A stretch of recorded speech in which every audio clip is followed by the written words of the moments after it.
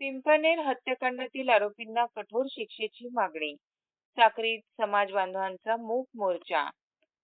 पिंपळनेर येथे दिनांक 19 रोजी घडलेल्या तिहेरी हत्याकांडातील आरोपींना कठोर शिक्षा तसेच फाशीची शिक्षा व्हावी या मागणीसाठी आज साक्री शहरात समाज बांधवांच्या वतीने भव्य मूक मोर्चाचे आयोजन करण्यात आले. या मोर्चाची सुरुवात देवेंद्र पवार यांच्या घरापासून करण्यात आली. त्यानंतर मोर्चा साक्री शहरातील प्रमुख मार्गांवरून मार्गक्रमण करत तहसील कार्यालयावर धडकला. यावेळी तहसीलदार अधिकार पेंढालकर यांना निवेदन देण्यात आले. निवेदनात आरोपींना कोणत्याही प्रकारची राजकीय किंवा आर्थिक मदत मिळत नये तसेच त्यांच्यावर कठोर कारवाई करून लवकरात लवकर न्याय द्यावा अशी ठाम मागणी करण्यात आली. मोर्चाच्या पार्श्वभूमीवर साक्री, निजामपूर, पिंपळनेर तसेच धुळे मुख्यालय येथून पोलीस बंदोबस्त मागवण्यात आला होता. संपूर्ण मोर्चा शांततेत आणि शिस्तबद्ध पद्धतीने पार पडला. या मोर्चात महिलांची उपस्थिती लक्षणीय होती. देवेंद्र पवार यांच्या कुटुंबियांना न्याय मिळावा तसेच सुरेशगिरी, साहिलगिरी, देवेंद्र पवार यांच्या मारेकऱ्यांना फाशीची शिक्षा व्हावी या मागणीसाठी समाजबांधव एकवटल्याचे चित्र पाहायला मिळाले. दरम्यान या घटनेमुळे परिसरात संतापाची लाट असून प्रशासनाने योग्य ती कारवाई करून पीडित कुटुंबियांना न्याय द्यावा अशी सर्वसामान्यांची भावना व्यक्त होत आहे. मीडिया लाईव्ह साठी रफिक शेख, साक्री, धुळे. साखरपुड्यात असताना अशी घटना घडल्यामुळे जे दुःखद परिवार आहे त्यांच्या भेटीसाठी मी साक्री शहरात आलो होतो आणि गोसावी परिवार वगैरे त्याचबरोबर पवार परिवार दोघांची वेळी भेट दिली मी. त्यांचे जे म्हणणं होतं, त्यांची जी मागणी होती ती मी घेतली आहे. निश्चितपणे प्रशासन व पोलीस अधिकाऱ्यांना सूचना केली की योग्य ती कारवाई आहे, चौकशी ती करावी आणि लोकप्रतिनिधी म्हणून निश्चितपणे संसदेत किंवा राज्य सरकारला मी स्वतः लोकप्रतिनिधी म्हणून संसदीय सदस्य म्हणून विनंती करणार आहे की पीडित परिवाराला न्याय मिळाला पाहिजे. त्याचबरोबर आर्थिक सहायता जे भेटेल, खास करून पवार परिवाराच्या कुटुंबांना त्यांचा काही दोष नसताना असं घटना घडली आहे. निश्चितपणे मला वाटतं दोघं पीडित परिवाराला न्याय मिळाला पाहिजे. त्यासाठी मी लोकप्रतिनिधी संसदीय सदस्य म्हणून प्रयत्न करतो. निश्चितपणे ह्या महिन्यामध्ये असे दोन म्हणजे खतरनाक दुर्दैवी घटना घडली आहे आणि निश्चितपणे पोलीस यंत्रणा मी एक सूचना केली की तुम्ही व्हॉट्सॲप स्टेटसवर असे ओपन धमक्या दिले जात असेल, सोशल मीडियावर धमक्या दिले जात असेल तर याची थोडीशी दखल घ्यायला पाहिजे. सामान्य नागरिकांनी असे जे विषय आहेत ते पोलीस यंत्रणासमोर, पोलीस स्टेशनसमोर हे असे घेऊन जायला पाहिजे. पुरावे जोडून तक्रार करायला पाहिजे आणि निश्चितपणे पोलीस प्रशासनाच्या गांभीर्याने लक्षात घ्यायला पाहिजे. आता 7 तारखेला जे कबूतरच्या विषयावरती जी घटना घडली होती त्याच्याबद्दल मला विषय डिटेल माहीत नाही आहे, तर त्यांच्याही घरी मी भेट दिली आणि ज्या पद्धतीने ती क्रूर हत्या करण्यात आली होती निश्चितपणे मला वाटतं की जे वडील आहेत त्यांना निश्चितपणे न्याय मिळाला पाहिजे. त्यासाठी आम्ही निश्चितपणे प्रयत्न करू. पण साक्री शहरात जे असे घटना घडत राहत आहे त्यासाठी पूर्ण प्रशासन आणि पोलीस यंत्रणा एकत्र येऊन हे कुठे घडतं आहे, सोशल मीडियापासून सुरू होतं असणार, समाजामध्ये काय आहे त्याबद्दल विचार करायला पाहिजे आणि कायदा सुव्यवस्था मेंटेन करणं हे प्रशासनाचं काम आहे आणि अशी महत्त्वाची सूचना दिली. जरी आज 4-5 आरोपी अटकेत आहेत तरी आमची सर्व नागरिक, साक्री रहिवासी म्हणून आमच्या सर्व नागरिकांची एकच मागणी आहे की याचे फक्त जे चित्रवर दिसत आहे मुख्य सूत्रधार म्हणून ते पकडूया, त्याच्या मागं अजून कोण कोण आहे, त्याच्या मागं कोणी काय काय केलं याच्यावर नक्कीच खोल तपास करून याला न्याय मिळावा. आम्हालाही समजतं गेलेली व्यक्ती परत येऊ शकत नाही, पण नक्कीच त्यांच्या परिवाराला कुठंतरी न्याय मिळावा. न्याय म्हणजे काय, केसेस वर्षानुवर्ष चालतात आणि त्या केसेसचा निकाल लागतो, नक्कीच लागतो, पण निकाल लागतो तोपर्यंत आरोपी म्हातारे झालेले असतात तोपर्यंत वेळ जातो. ही केस फास्ट ट्रॅकच्या माध्यमातून करण्यात यावी जेणेकरून आरोपींना लवकरात लवकर शिक्षा होईल आणि जे अजून कोणी सूत्रधार असतील या घटनेचे त्यांचा सखोल तपास करून त्यांनाही आरोपी करण्यात यावं ही आमच्या साक्रीकरांच्या वतीने आमच्या सर्वांची मागणी आहे.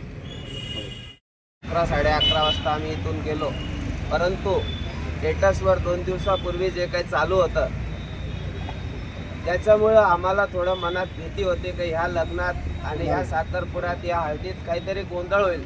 आम्ही पोलीस स्टेशनला गेलो, परंतु छत्रपती शिवाजी महाराजांची जयंती असल्यामुळं साहेब लोक सर्व त्यांचे बंदोबस्तला होते. तर आम्ही काही काळानिमित्त म्हटले कार्यक्रम झाल्यानंतर त्यांची भेट घेऊ आणि परत तिथून येऊ. त्या लोकांनी प्लॅन वाईज हे घटना घडवलेली आहे आणि प्लॅन वाईज घटना घडवल्यानंतर आम्ही ज्यावेळेस तिथं पोचलो तर ते मीटिंग वाईज बसलेलेच होते चर्चा करताना आणि चर्चा करताना बसलेलेच होते. ज्यांनी स्टेटस ठेवला होता त्यांनी सांगितलं का तुम्ही या, आम्ही आहे ना, बघून घेऊ ना. ज्यांनी मर्डर केलं आहे त्या लोकांनी आम्ही आहे ना, बघून घेऊ ना. आणि परत सोनगडवाल्यांचे मला त्याच वेळी सोनू नावाचा पोरगा आहे त्यांचे सतत फोन चालू होते. तर मी त्यांना सांगून राहिलो फोन कट करा, म्हणजे मला शिव्यागाळ देऊन ते माझी मनस्थिती पूर्ण बिघडत होते. तर ज्यांनी सांगितलं की तुम्ही ते लोक मला बी फोन करून शिव्या देत आहेत, त्यांनी असे मारहाणचे स्टेटस ठेवले आणि त्या लोकांना तुम्ही बोलवताय, तर इथं लग्नात काय तुम्हाला वादविवाद करायचा आहे का? त्या विषयावरून हे विषय इथपर्यंत गेला.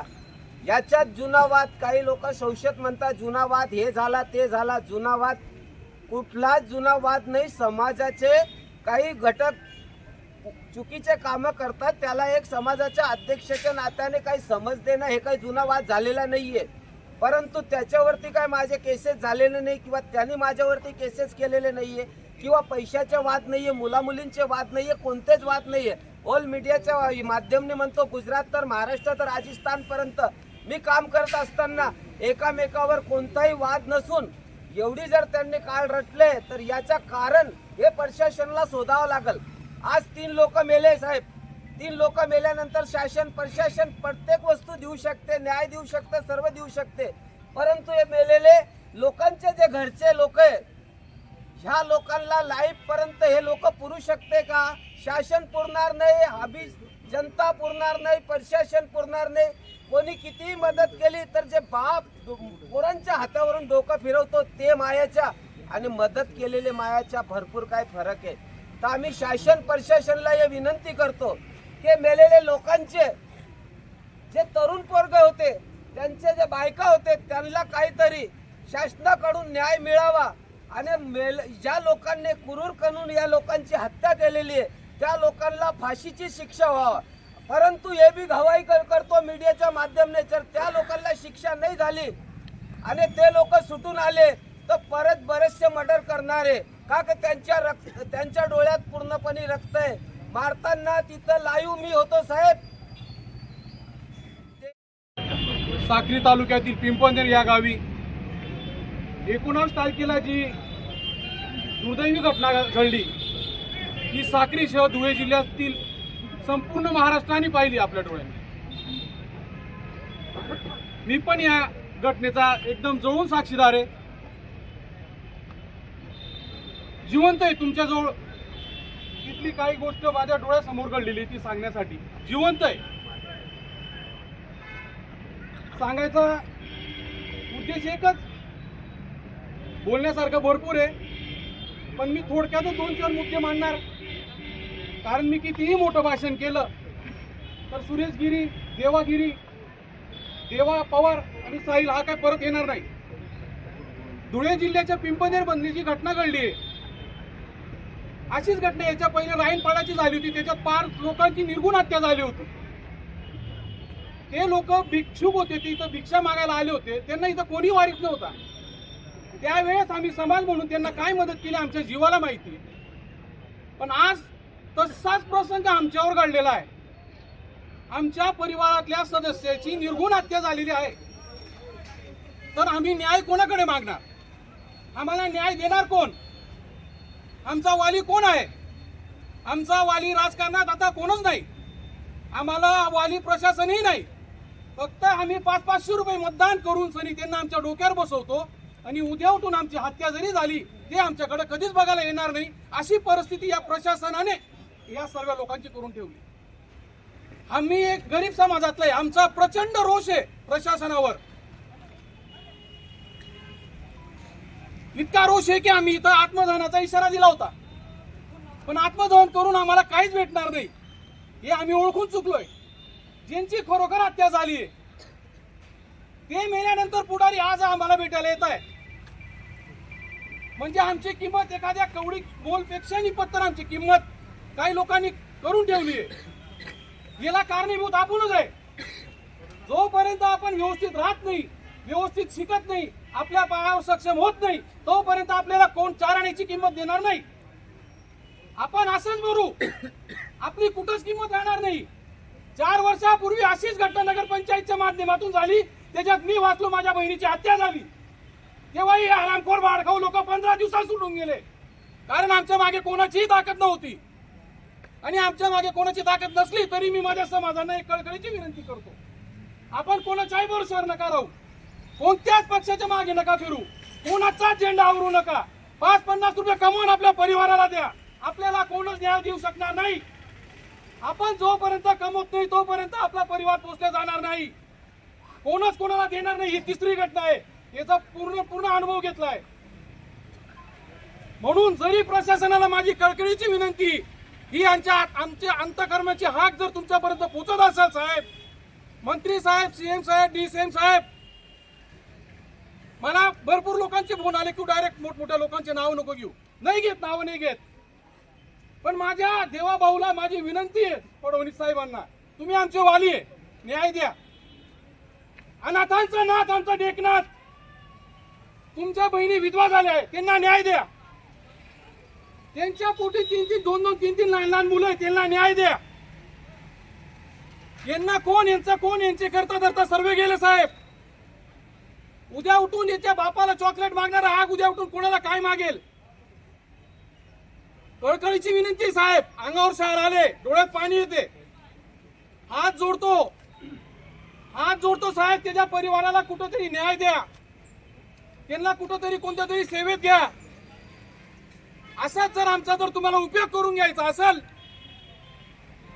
तर आम्हाला काहीतरी 20 पासून मारून टाका साहेब. आम्हाला रस्त्यावर उतरू नका द्या. आमच्या रस्त्यावर उतरून आम्हाला काहीच भेटणार नाही, आम्हाला माहिती. फक्त आणि फक्त आम्ही जिवंत हे दाखवण्यासाठीच आम्ही हा मोर्चा काढलाय. आम्हाला कोणी काहीच देणार नाही. जर खरंच प्रशासन असेल तर ते करून दाखवतील.